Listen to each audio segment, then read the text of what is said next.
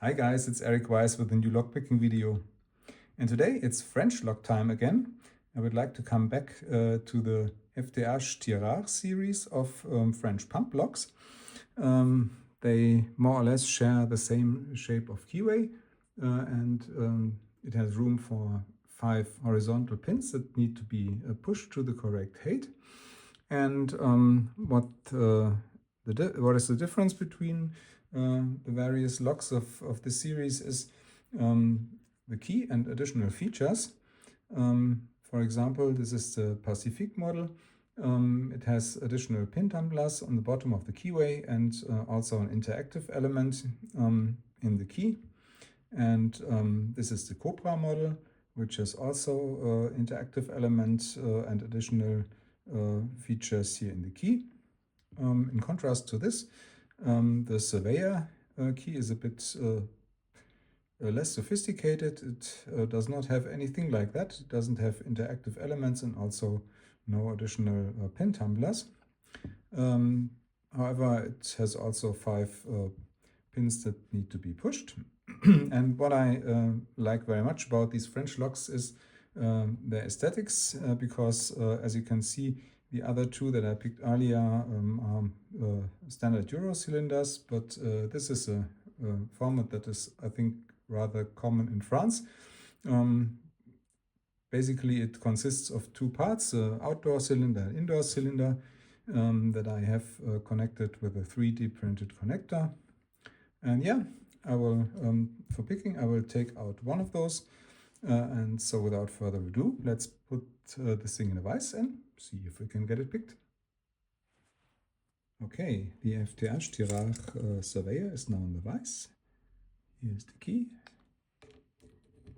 Works smoothly. And for tensioning, I use such a simple standard tensioner, which I inserted an angle to one of the pins so that it doesn't interfere with the wadding. And for picking, I use this simple straight pick. I start with one of the pins. This gives resistance, and now is springy.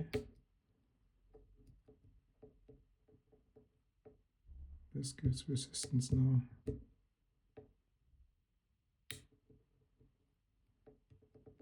Also springy. This is still springy. Not yet. No, not really. No, springy. And I also have to check them over and over because they feel as if they were tapered.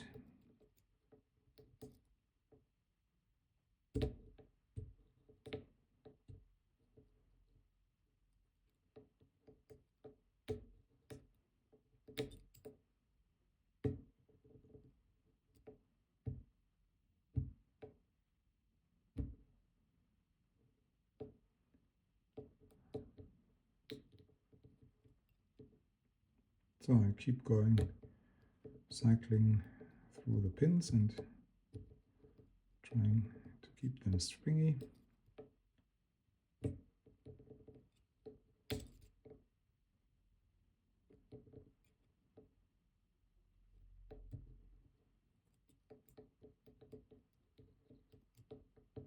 This is now heavily binding. Guess needs some. Oh, lost something, I guess.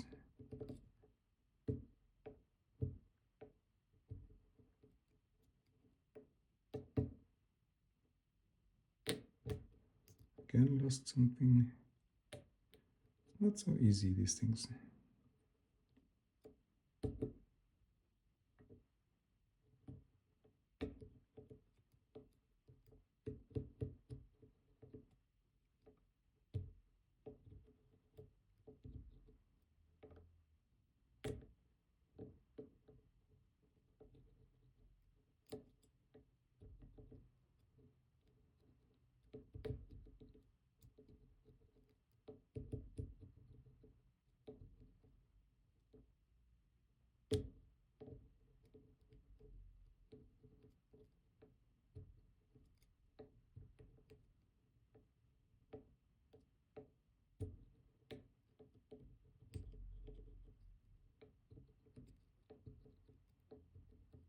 This feels quite promising,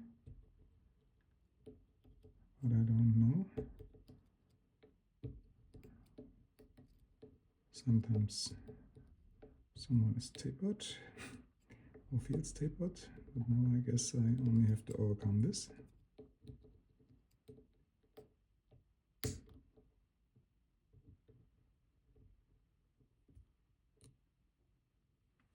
And do we have it?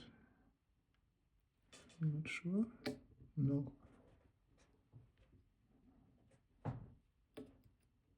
Missed something again.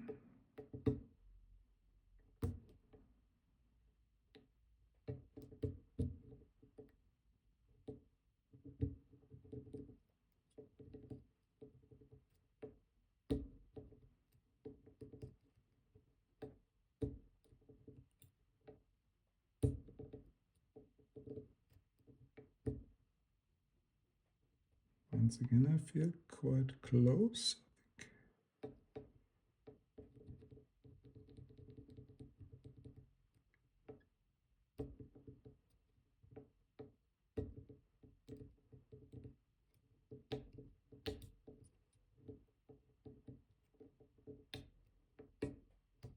And now here we go. It's picked. Let me show you. Oh, that's difficult to see. But what we can do is have a look at the actuator and just turn it a bit further to the next iteration. So let's have a look what's inside. Fortunately, these things are easy to gut. We simply have to remove these two screws here, which is now a bit more difficult because we turned the actuator a bit, but it should still work.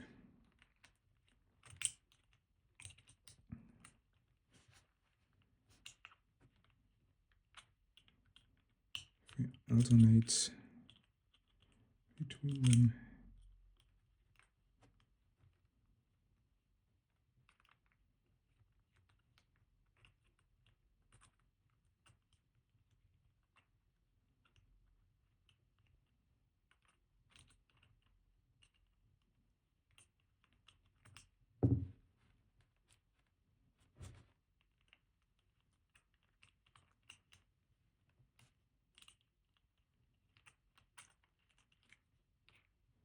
And there we go. That's the pinning tray. And that's the way it looks. Basically quite simple. The housing has this characteristic shape, and what prevents the cylinder from turning is actually only these two parts in the middle. It's a kind of profile. So I have to remove the oil a bit. It's these two parts in the middle that can be taken off, I hope.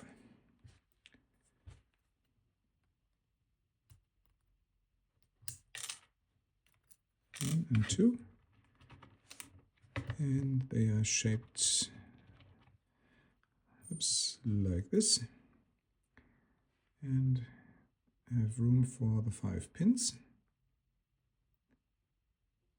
That's a bit difficult to see.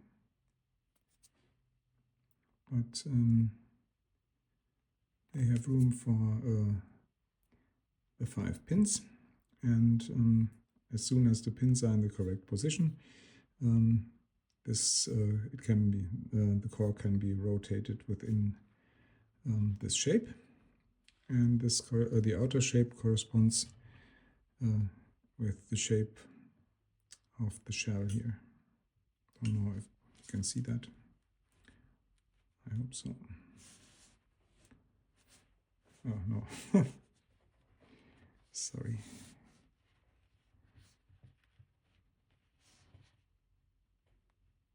Like this, you can see that this corresponds with the shape of the shell. So now we can also take out the screws here, put them aside. And yeah, basically what remains is the core with the pins. And as you can see, when I insert the key, then the true gates align at this groove here and leave room for these two parts. Okay, let's see how the pins look. To take them out, I have to remove this little ring here. Sorry, it's run away. Here it is. And then we can take the pins out, starting here with number 1. Oh, let's put them this way.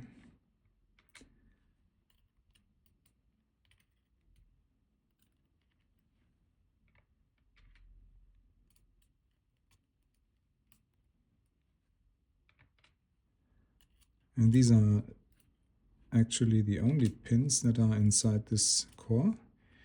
There's no separate drivers and key pins, it's only those. And then we have springs in all the chambers, of course.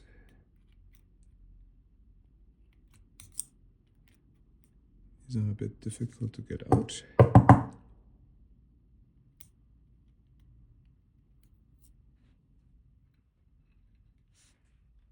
Maybe along below that. No, is that right? Yes.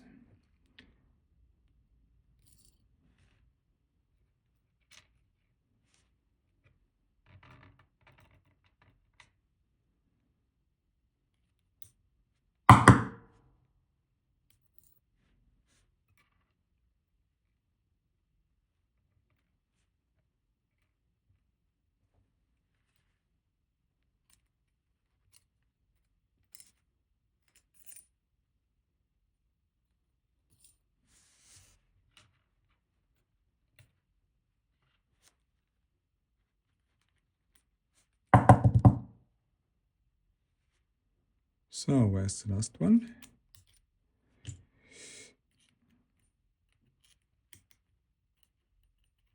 There should be one more.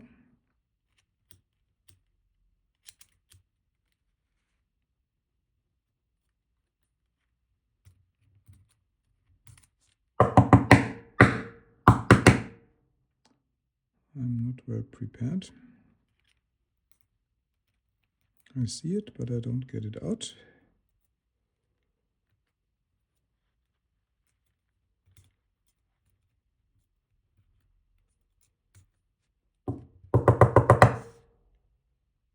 Come on.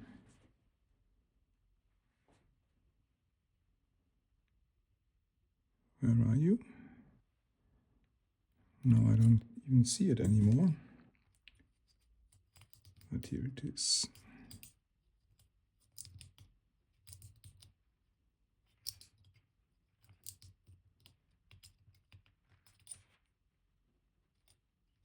Doesn't want to, but it has to. Here it is. All right, and nothing special about the core otherwise. I could remove the actuator, but I think this would not give any more insights. So let's have a look at the pins. As you can see, all of them have many false gates. And what is mean about this individual lock is that all these false gates have to be overcome in order to set the pins correctly. Because in the beginning, all the pins are on the front and they have to be pushed quite deeply inside the core.